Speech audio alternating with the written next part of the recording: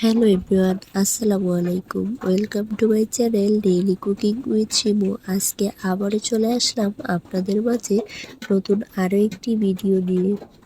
আজকে আপনাদের সঙ্গে শেয়ার করব গরুর মাংস রান্না।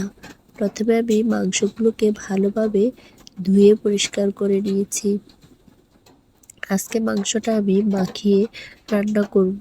প্রথমে আমি মাংসের সাথে অ্যাড করে দিলাম এলাচি, দারুচিনি এবং তেজপাতা। তারপর অ্যাড করে দিলাম পরিমাণ মতো লবণ। এরপর অ্যাড করে দিলাম পরিমাণ মতো হলুদ এবং মরিচের গুঁড়া। এরপর অ্যাড করব পরিমাণ মতো জিরে গুঁড়া। সমস্ত গুঁড়ো মশলা দেওয়া হয়ে গেলে অ্যাড করে দেব আদা বাটা। তারপর অ্যাড করব রসুন বাটা।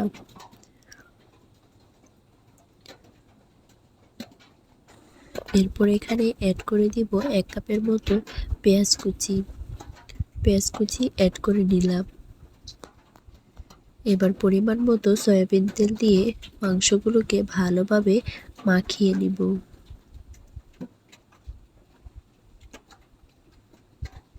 ভালোভাবে মাখিয়ে কিছুক্ষণ ম্যারিনেট করে রেখে দিব।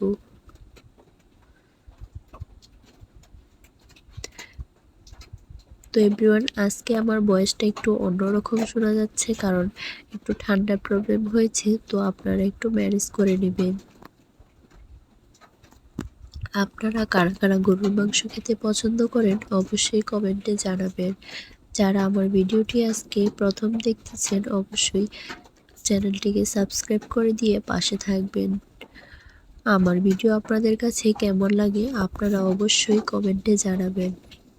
অবশ্যই লাইক করে আমার পাশে থাকবেন। কিছুক্ষণ ম্যারিনেট করে রাখার পর এখানে অ্যাড করে দিব 2-3টে আস্ত রসুন। আপনারা চাইলে অ্যাড করতে পারেন অথবা স্কিপও করতে পারেন। এবার আমি রান্নাটা বসিয়ে দিব। একটু নেড়ে চেড়ে দিব।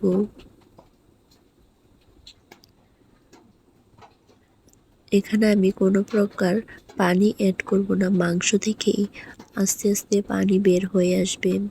সেই পানিতেই মাংসটা ভালোভাবে কষিয়ে নিব।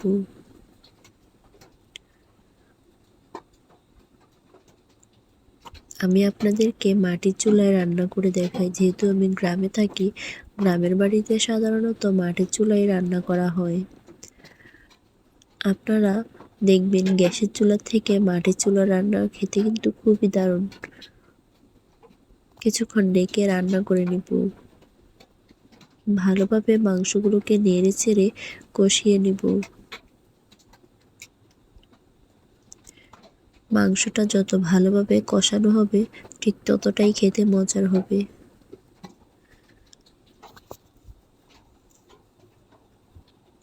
আপনারা কে কোথা থেকে আমার ভিডিওটি দেখছেন অবশ্যই কমেন্টে জানাবেন। তো ভালোভাবে কষানো হয়ে গেলে এখানে আমি অ্যাড করে দিব আগে থেকে গরম করে রাখা পানি। পানিটা পরিমাণ মতো দিব যেন মাংসটা ভালোভাবে সেদ্ধ হয়ে যায়। এভাবে কিছুক্ষণ নেড়ে চেড়ে রান্না করে নিব।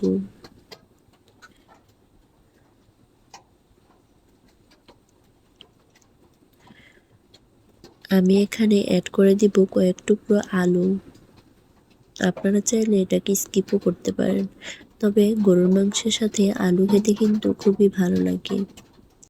এবার ঢেকে দিয়ে কিছুক্ষণ রান্না করে নিব। আজকের ভিডিওটি আপনাদের কাছে কেমন লেগেছে অবশ্যই কমেন্টে জানাবেন। আপনাদের অসংখ্য ধন্যবাদ আমার ভিডিওটি দেখার জন্য। এ পর্যায়ে অ্যাড করে দিব ভাজা জিরে গুঁড়ো।